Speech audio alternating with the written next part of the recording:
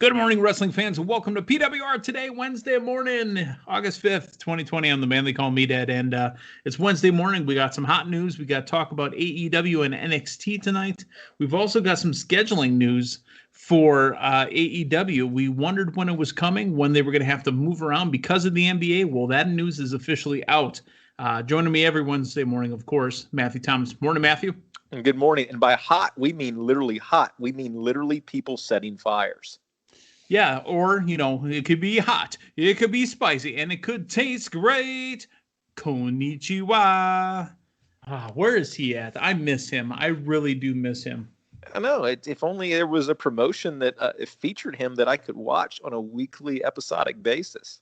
I love the word episodic because, it's only used in wrestling terms to get themselves over. Precisely. Episodic. The longest running episodic. Did he have to practice that in a mirror when he was saying episodic over and over?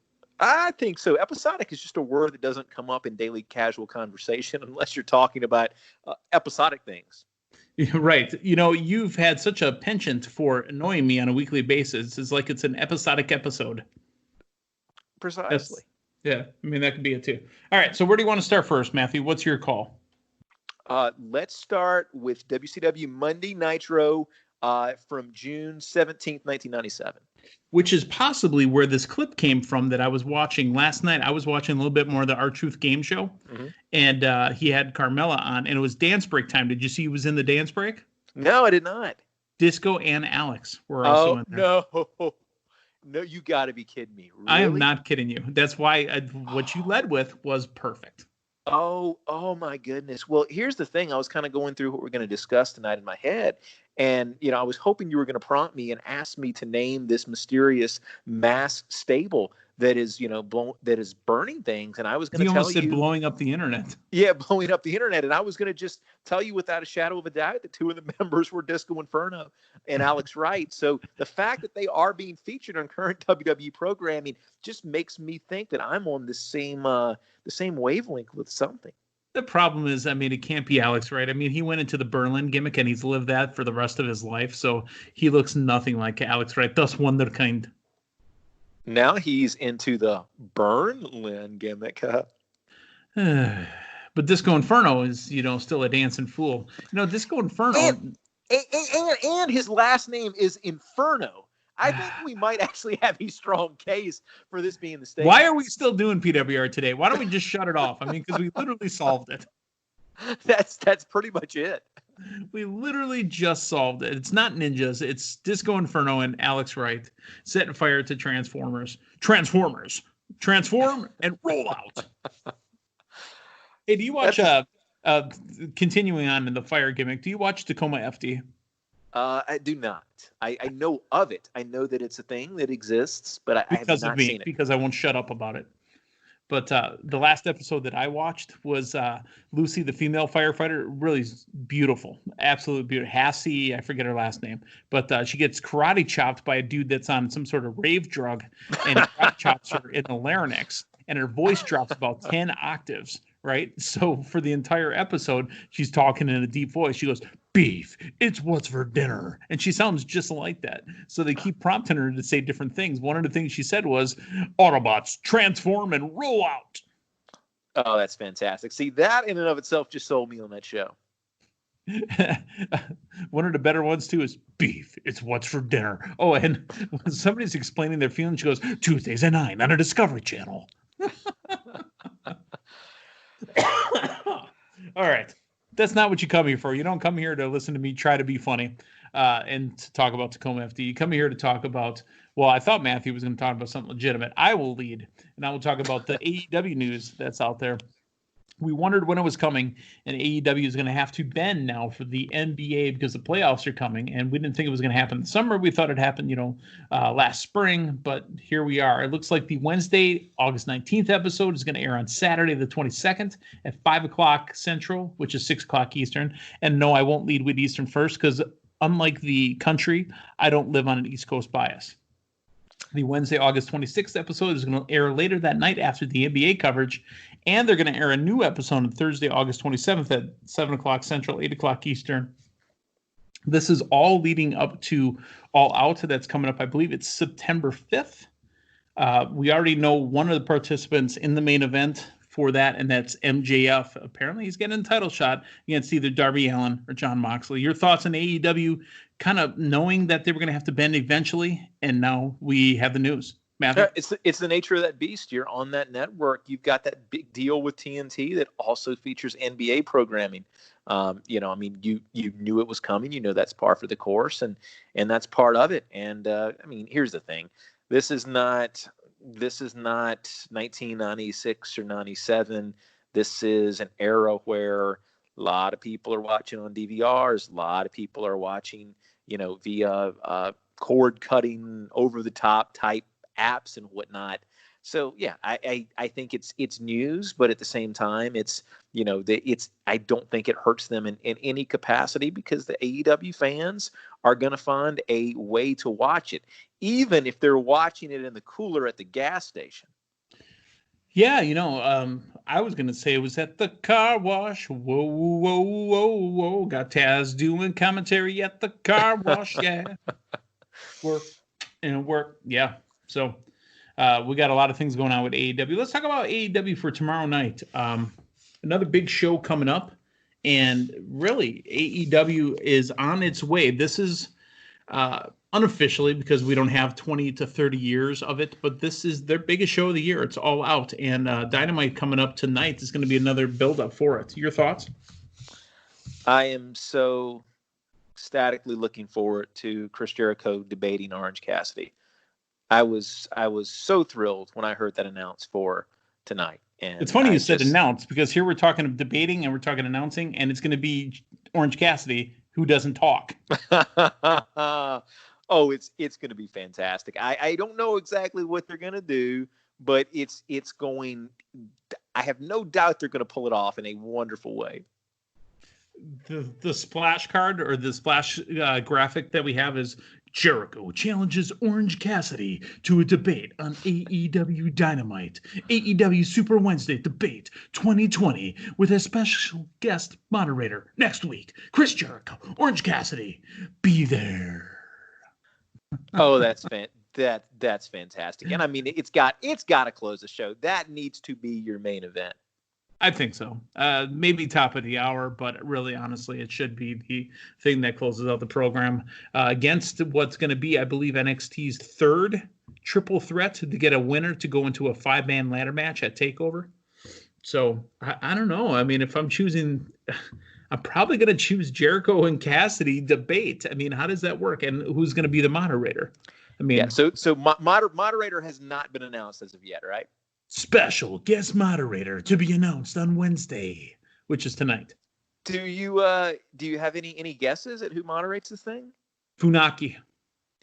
I could see that. Indeed. I could see that. Also, I'm going to throw a wild card out there. It's not based on any rumors or anything, but just people that have wrestling connections and would be a pop and would be a surprise. I'm going to go Mr. Belding.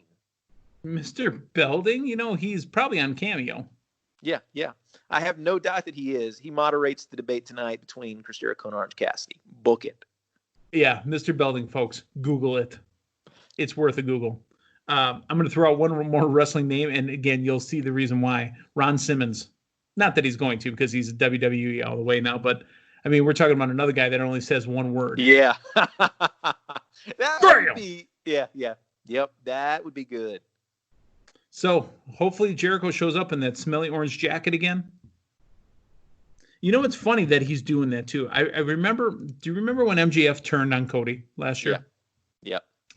Bully Ray really pointed out, just a glowing missed opportunity that MJF should have been wearing around that scarf covered in Cody's blood. Consistently. Now what's Jericho doing? He's walking around in that jacket that he got orange juice spilled on.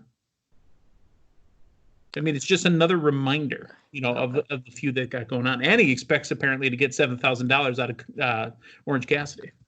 This guy's got a bad string of luck with his jackets.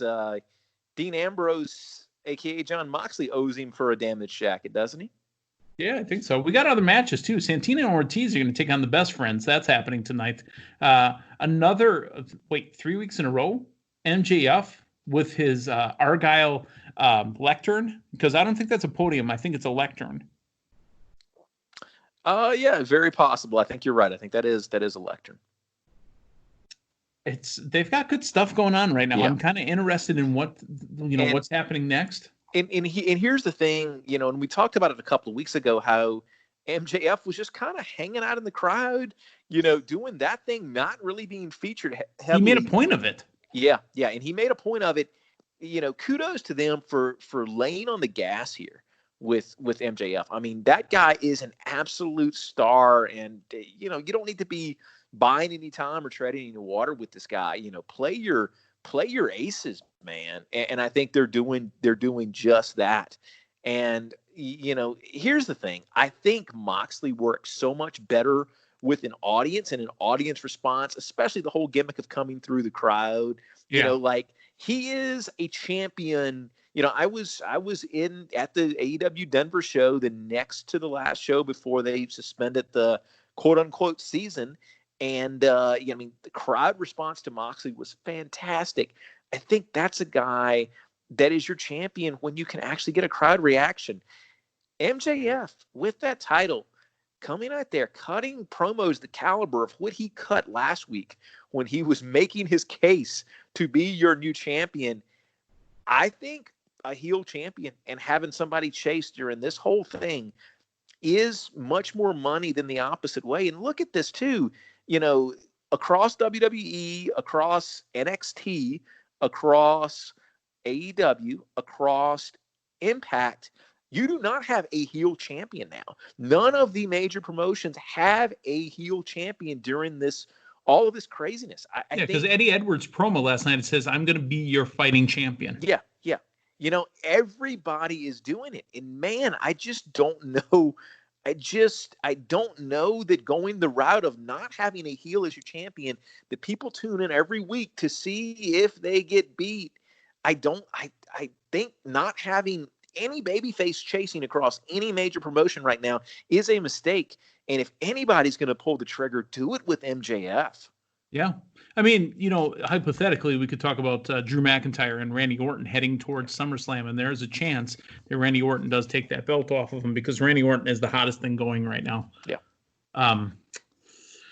AEW, I'm telling you, I'm excited to watch tonight. You got even riffs within with the Exalted One and his boys, with the Dark Order. So he grabbed dude by the beard almost and had him right underneath the neck.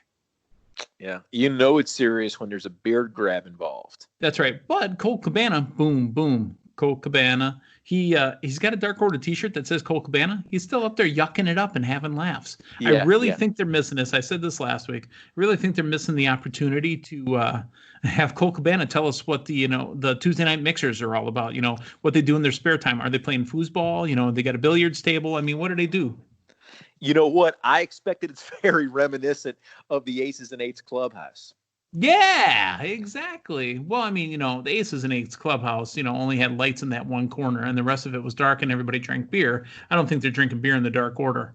Do you remember when they were yucking it up in the Aces and Eights Clubhouse and buying prostitutes for Mr. Anderson? Right, Anderson.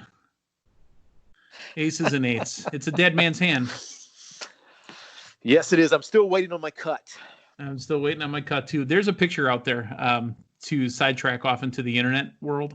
There's a picture out there of a dude at some sort of rally wearing like capri jeans that are like way too tight for him, wearing a fake Sons of Anarchy cut.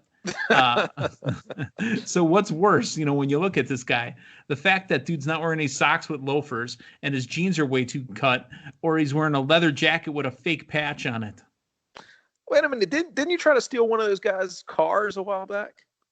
Yeah. But then again, what's worse? I didn't ask you what I was doing. All right. AEW is good. Let's talk a little NXT, okay? Imperium's going to be defending tonight the NXT Tag Team Championships against Undisputed Era. Is this the return of UE? Do they start going on a positive route? Because really, I mean, think about it. You got Adam Cole going off on Pat McAfee. Then you've got all the belts are gone from UE. This is the first time in a long time they're running around with no belts. I mean, are they re-energized, refocused?